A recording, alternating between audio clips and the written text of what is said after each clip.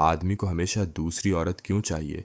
एक बार एक आदमी एक हकीम के पास संगीत आया और बोला, हकीम साहब, मेरी बीवी बहुत अच्छी है, फिर भी मुझे दूसरी औरतों की तरफ खिंचाव महसूस होता है। मैं जानता हूं कि यह गलत है, मगर मैं अपने दिल पर काबू संगीत नहीं पा रहा। हकीम साहब ने मुस्कुरा कर कहा, बेटा, मैं तेरा इलाज कर सकता हूँ, मगर पहले तू मेरे लिए एक काम संगीत कर सकता है? आदमी बोला, जी हकीम साहब, बताइए। हकीम साहब ने उसे एक खूबसूरत बाग में ले जाकर कहा, इस बाग में हर तरह के फूल है, संगीत, मगर तुझे सिर्फ एक ही फूल तोड़ना है। वो भी शर्त यह है कि तू वापस पीछे नहीं देख सकता। जो फूल तुझे सबसे अच्छा लगे उसे लेकर संगीत मेरे पास आ जा। वो आदमी बहुत खुश हुआ और फूलों के बाग में चल पड़ा। चलते चलते उसे एक लाल गुलाब दिखा, पर उसने सोचा शायद आगे इससे भी अच्छा फूल हो।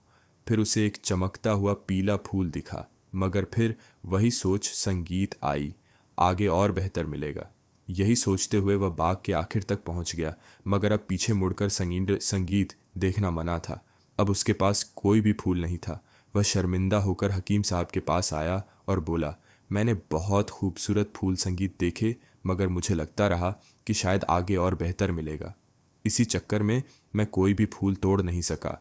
हकीम साहब हंसकर बोले, बिल्कुल यही तेरी शादीशुदा जिंदगी की हकीकत है।